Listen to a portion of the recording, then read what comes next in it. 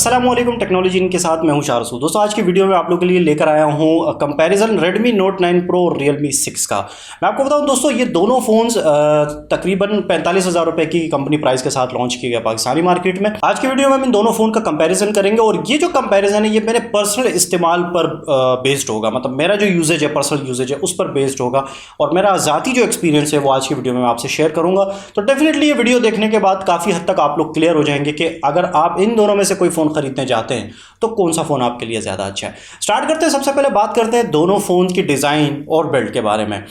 Build की अगर हम बात करें, डिज़ाइन की बात करें और दोनों फ़ोन्स को अगर हम बैक पैनल की तरफ देखें तो यहाँ पे Redmi Note 9 Pro में जो कैमरा प्लेसमेंट है वो एक नए अंदाज से, एक नए तरीके से, एक नए डिज़ाइन से की गई है, तो इस वजह से ये बहुत ज़्यादा अपीलिंग लगता है, बहुत ज़्यादा अच्छा लगता है। लेकिन अगर हम Realme 6 को देखें तो यहाँ पे कैमरा प्लेसमेंट जो है वही पुराने तरीके से की गई हैं, वर्टिकली प्लेस की गई हैं, तो ये थोड़ा सा बोरिंग लगता है। इसके अलावा Redmi Note 9 Pro में जो बैक पैनल है ये ग्लास बैक पैनल है और ये Corning Gorilla Glass 5 से प्रोटेक्टेड भी है। Realme 6 पे जो बैक पैनल है ये पॉलीकार्बोनेट मटीरियल है, प्लास्टिक है ये एक्चुअली, और यहाँ पे किसी किस्म की गोरिल्ला ग्लास की जो प्रोटेक्शन है वो डेफिनेटली यहाँ पे आपको नहीं मिलती है। अब ये देखें, अब ये आपकी अपनी चॉइस है। अगर आप प्लास्टिक वाला फ़ोन लेते हैं, ऐसा फ़ोन जिसमें मतलब पॉलीकार्बोनेट हो जैसे Realme 6 में, ये तो ये गिरेगा लेकिन टूटेगा नहीं। Redmi Note 9 Pro जो कि ग्लास वाला है, अगर आप इस तरह का फ़ोन लेते हैं तो ये गिरने के बाद टूट भी सकता है, ये चांसेस हैं। लेकिन Realme 6 में जो कि पॉलीकार्बोनेट यानी प्लास्टिक मटेरियल है तो यहाँ पे आपको स्क्रैचेस थोड़े से जल्दी नज़र आएंगे। Redmi Note 8 Pro में किसी किस्म के स्क्रैचेस आपको नज़र ही नहीं आएंगे क्योंकि यहाँ पे तो आपको ग्लास वाला बैक पैनल मिलता है। तो अब ये आपकी अपनी चॉइस है कि आप कौन से फ़ोन की तरफ जाते हैं। इसी तरह अगर हम बात करते हैं यहाँ पे फ्रंट पैनल की यानी स्क्रीन की, वो दोस्तों आपको IPS पैनल्स मिलते हैं। Realme 6 की बात करें तो 6.5 इंच का 1080x2400 पिक्सल्स वाली स्क्रीन आपको मिलती है। 20:9 एस्पेक्ट रेशो के साथ 405 ppi की डेंसिटी मिलती है आपको। गोरिल्ला ग्लास 3 से प्रोटेक्टेड की गई है इस स्क्रीन को। और अगर हम बात करते हैं Redmi Note 9 Pro की तो यहाँ पे जो आपको स्क्रीन मिलती है ये भी IPS LCD पैनल है और ये 6.67 इंच की स्क्रीन है, 1080x2400, सेम वही रेजोल्यूशन यहाँ पे भी आपको मिलती है। 20:9 एस्पेक्ट रेशो यहाँ पे भी आपको मिलती है, लेकिन 395 ppi आपको डेंसिटी जो पिक्सल्स पर इंच है वो आपको यहाँ पे मिलता है और गोरिल्ला ग्लास 5 की प्रोटेक्शन मिलती है। तो यहाँ पे आपको गोरिल्ला ग्लास 5 की प्रोटेक्शन मिलती है Redmi Note 9 Pro में, और Realme 6 में आपको गोरिल्ला ग्लास 3 की प्रोटेक्शन मिलती है। लेकिन यहाँ पे एक बड़ा फ़र्क है दोनों फ़ोन की स्क्रीन में, और वो है दोस्तों यहाँ पे 90 हर्ट्ज़ का रिफ्रेश रेट। Realme 6 की जो स्क्रीन है वो 90 हर्ट्ज़ रिफ्रेश रेट के साथ आती है। Redmi Note 9 Pro की जो स्क्रीन है वो यहाँ पे आपको 60 हर्ट्ज़ रिफ्रेश रेट प्रोवाइड करती है। अब डेफिनेटली यहाँ पे फ़र्क है जब आप इन दोनों फ़ोन को इस्तेमाल करते हैं। मैंने दोनों फ़ोन को इस्तेमाल किया। Realme 6 को इस्तेमाल करने के बाद जब मैं Redmi Note 9 Pro की तरफ आया तो मुझे थोड़ा सा मतलब है कि मतलब स्मूथ परफॉर्मेंस वो नहीं मिली जो मुझे Realme 6 में मिली थी। अब अगर आप Realme 6 इस्तेमाल ही नहीं करते तो फिर आपको Redmi Note 9 Pro की ये मतलब वो स्मूथ परफॉर्मेंस जो Realme 6 में थी वो आपको यहाँ पे उसकी कमी महसूस नहीं होगी। लेकिन अगर आपने एक दफ़ा इसको इस्तेमाल कर लिया Realme 6 को तो फिर आपको ये कमी किसी भी 60 हर्ट्ज़ वाले स्क्रीन वाले फ़ोन में आपको ये कमी फील होगी कि यार ये मज़ा नहीं आ रहा, थोड़ा सा मतलब वो स्मूथनेस आपको नहीं मिलेगी जो Realme 6 में।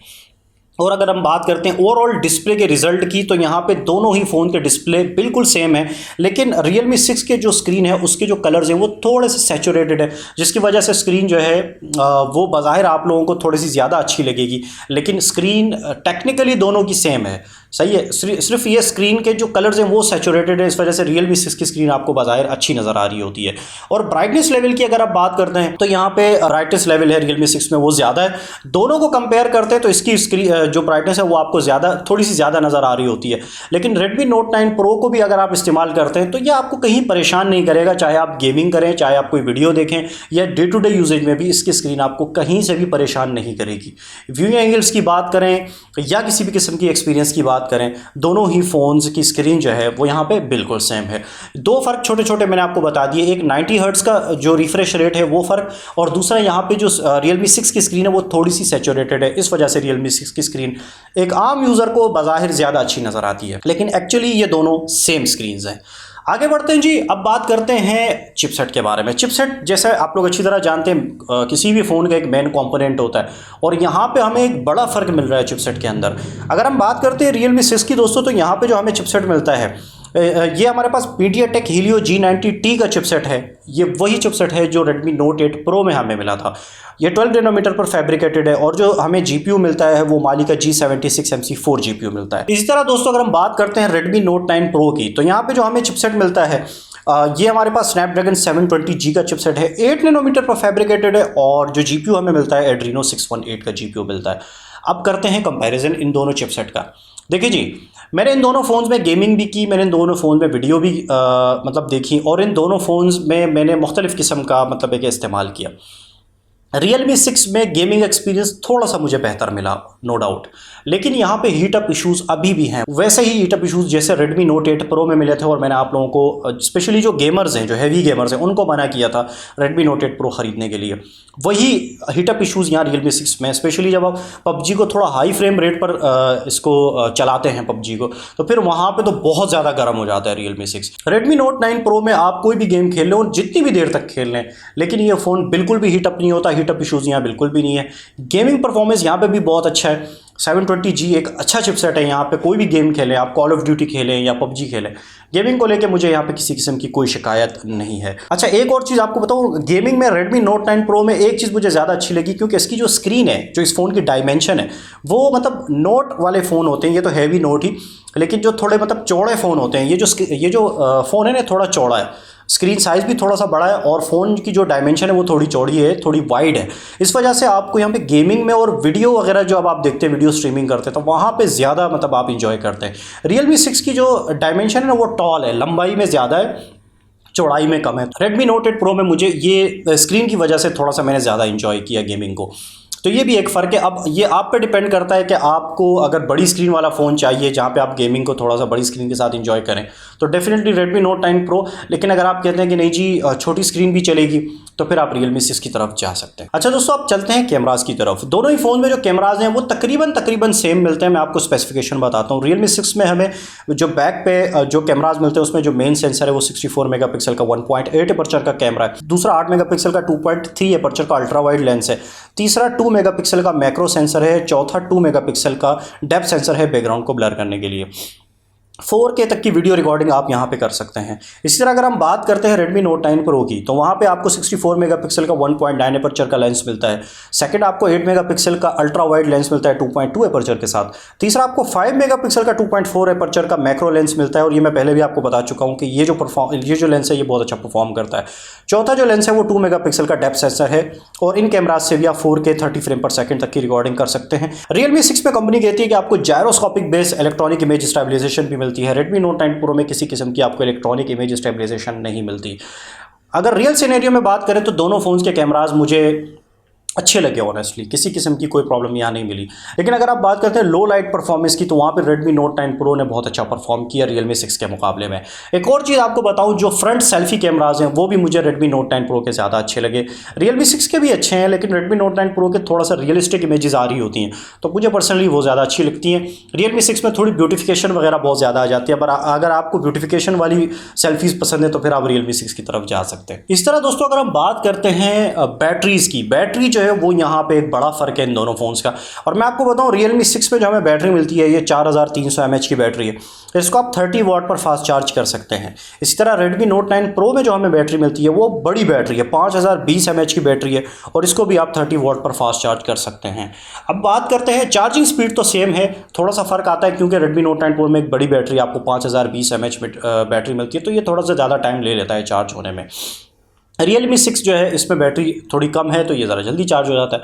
लेकिन अगर आप बात करते हैं बैकअप की, तो देखिए यहाँ पे जो चिपसेट है वो 12 नैनोमीटर पर फैब्रिकेटेड है Realme 6 में। Redmi Note 9 Pro में जो चिपसेट है हमारे पास वो 8 नैनोमीटर पर फैब्रिकेटेड है, और ये फ़र्क हमें यहाँ पे रियल सिनेरियो में नज़र आया। पर्सनली अगर मैं अपनी बात करूँ, Realme 6 आप नॉर्मल यूज़ करने के बाद भी पूरा दिन आराम से आपकी बैटरी निकाल लेता है, रात में आके आपको चार्ज करना पड़ेगा।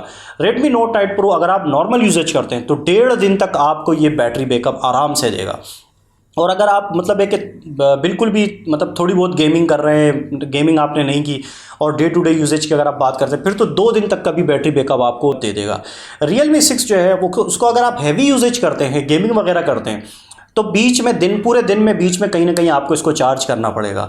Redmi Note 8 Pro अगर आप हैवी यूज करते हैं, ठीक ठाक गेमिंग करते हैं, वीडियो स्ट्रीमिंग करते हैं, उसके बाद भी पूरा एक दिन आराम से आपको बैटरी बैकअप देगा। दोस्तों अगर आपको बड़ी बैटरी और अच्छे बैकअप वाला फ़ोन चाहिए, अच्छी बैटरी बैकअप वाला फ़ोन चाहिए, तो डेफिनेटली Redmi Note 9 Pro एक बेहतरीन चॉइस आपके लिए हो सकती है। लेकिन अगर आप कहते हैं कि नहीं जी ठीक है बैटरी का इतना कोई मसला नहीं है, तो फिर Realme 6 की तरफ आप जा सकते हैं। इसके अलावा दोस्तों Realme 6 में दो चीज़ें जो मुझे कम मिली, एक तो Redmi Note 9 Pro में आपको जो ऊपर स्पीकर है, स्पीकर के पास यहाँ पे नोटिफिकेशन LED लाइट मिलती है। छोटी सी नोटिफिकेशन लाइट है लेकिन वो आपकी काफ़ी हद तक हेल्प करती है। Realme 6 में आपको किसी किस्म की नोटिफिकेशन लाइट नहीं मिलती है। इसके अलावा Redmi Note 9 Pro में आपको आयर ब्लास्टर मिलता है जिससे आप अपने होम अप्लायंसेस को कंट्रोल कर सकते हैं। Realme 6 में आपको किसी किस्म का आयर ब्लास्टर यहाँ नहीं मिलता। इस एक और चीज़ जो बड़ी कमी है वो ये है कि Redmi Note 9 Pro में नॉइज़ कैंसिलेशन के लिए एक सेकेंडरी माइक यहाँ पे ऊपर प्लेस किया गया है। Realme 6 में किसी किस्म का कोई नॉइस कैंसिलेशन का के लिए जो माइक है, सेकेंडरी माइक है, वो आपको नहीं मिलता। लेकिन अगर आप रियल सिनेरियो की बात करें तो मुझे इस माइक की कहीं कमी महसूस नहीं हुई। अब यहाँ पे Realme ने क्या किया है आई डोंट नो, किस तरह उन्होंने इसको मैनेज किया है, लेकिन मुझे यहाँ पे नॉइस कैंसिलेशन को लेके किसी किस्म की कोई शिकायत नहीं मिली है, तो इसको हम इग्नोर कर सकते हैं। दोस्तों दोनों ही फ़ोन्स में जो फिंगरप्रिंट सेंसर है वो यहाँ पे साइड माउंटेड है दोनों ही में। और इनकी परफॉर्मेंस की बात करें तो Realme 6 का थोड़ा ज़्यादा क्विक है, Redmi Note 9 Pro का थोड़ा सा मतलब टाइम हमें लगता है कि ये ले रहा है। एक्चुअली वो ऐसा नहीं है कि वो स्लो है, लेकिन इसकी जो अनलॉक की एनिमेशन है Redmi Note 9 Pro की, उसकी वजह से ये थोड़ा सा मतलब बहुत ही माइनर सा फ़र्क है। अगर आप इसको अनलॉक करेंगे तो बज़ाहिर आपको फ़र्क फील नहीं होगा, लेकिन माइनर सा फ़र्क वो भी इसकी अनलॉक स्क्रीन की जो एनिमेशन है उसकी वजह से आपको फ़र्क फील होता है। और फेस अनलॉक जो है वो दोनों के सेम है, वहाँ पे आपको किसी किस्म की शिकायत नहीं है। बल्कि Realme 6 का जो फेस अनलॉक है वो कुछ ज़्यादा ही क्विक है। मैं जब इसको टेस्ट कर रहा था मैं अक्सर फ़ोन को उठाता था और हल्का सा अपने चेहरे की तरफ करता था, हालांकि मेरा इरादा नहीं होता था फ़ोन को अनलॉक करने का, लेकिन ये फेस से अनलॉक हो जाता था। Redmi Note 9 Pro में थोड़ा सा आपको फेस की तरफ ला के तो वो भी बहुत आसानी से अनलॉक हो जाता था। लेकिन Realme 6 की ये चीज़ मुझे अच्छी नहीं लगी है, क्योंकि अगर आप फ़ोन को अनलॉक नहीं करना चाहते हैं, हालांकि फ़ोन का जो फेस है वो आपके फेस से की तरफ थोड़ा सा ही आपने मतलब इसका रुख अपनी तरफ किया, लेकिन उसके बावजूद भी वो अनलॉक हो जाता था। तो ये फिर मैंने Realme 6 का जो फेस अनलॉक है वो बंद ही कर दिया, मैंने डिसेबल कर दिया उसको, क्योंकि बहुत ज़्यादा मैं उससे डिस्टर्ब हुआ। तो ये एक चीज़ दोस्तों मैंने फेस की, तो मैंने सोचा आपसे शेयर की जाए। एक और चीज़ दोस्तों यहाँ पे मैं बताऊँ कि काफ़ी लोगों ने शिकायत की Redmi Note 9 सीरीज़ के हवाले से कि इसकी जो ब्राइटनेस है स्क्रीन की वो हल्की है। देखिए अगर आप इसका Realme 6 से मुआवजा करें तो फिर आपको थोड़ी सी इसकी ब्राइटनेस हल्की लगेगी, लेकिन अगर आप डे टू डे यूजेज की बात करते हैं, अगर आप गेमिंग की बात करते हैं, अगर आप आउटडोर सिनेरियो की स्पेशली सनलाइट की बात करते हैं, तो वहाँ पे Redmi Note 9 Pro की स्क्रीन से मुझे किसी किस्म की कोई शिकायत नहीं हुई। मुझे कहीं ये नहीं हुआ कि भाई स्क्रीन में बिल्कुल ही अंधेरा है और मैं टाइप नहीं कर पा रहा हूँ, या मैं धूप में खड़ा हूँ बाहर कोई आउटडोर लोकेशन पर, मुझे कोई कॉल आ गई और मुझे पता ही नहीं चल रहा कि जी ये किसने कॉल की, और या मुझे गौर से देखना पड़ रहा है। मुझे ऐसा किसी किस्म का कोई मसला नहीं हुआ। तो इन सारी चीज़ों को इग्नोर करें। ये पता नहीं क्यों लोग इस तरह की बातें कर रहे हैं, मुझे पर्सनली इस तरह के किसी किस्म की कोई शिकायत नहीं हुई है। दोस्तों ये मेरा पर्सनल यूजेज एक्सपीरियंस जो मैंने आपके सामने रखा इन दोनों फ़ोन्स को लेके, Realme 6 और Redmi Note 9 Pro को लेके। अब ये आपकी मर्ज़ी है, जहाँ जहाँ जो डिफ़ाइन करना था मैंने आपको बिल्कुल ऑनेस्टली डिफ़ाइन कर दिया कि कौन सी चीज़ किस फ़ोन की ज़्यादा अच्छी है और कौन सी चीज़ किस फ़ोन की ज़्यादा अच्छी नहीं है। अब ये आप पे डिपेंड करता है कि आपको फ़ोन किस मकसद के लिए चाहिए। तो आई होप कि ये वीडियो आपकी काफ़ी हेल्प करेगी कि इन दोनों फ़ोन में कौन सा फ़ोन आपने परचेज़ करना है। नीचे कमेंट सेक्शन में मुझे ज़रूर बताइएगा कि आप इन दोनों फ़ोन में से कौन सा फ़ोन परचेज़ करने जा रहे हैं। उम्मीद है वीडियो आपको पसंद आई होगी। वीडियो पसंद आए तो हमेशा की तरह लाइक ज़रूर कर लीजिएगा, और इस तरह के मुस्तकबिल में मज़ीद कंपैरिजन देखने के लिए चैनल को ज़रूर सब्सक्राइब कर लें। Thank you so much for watching. मिलते हैं अगली वीडियो में। अल्लाह हाफिज़।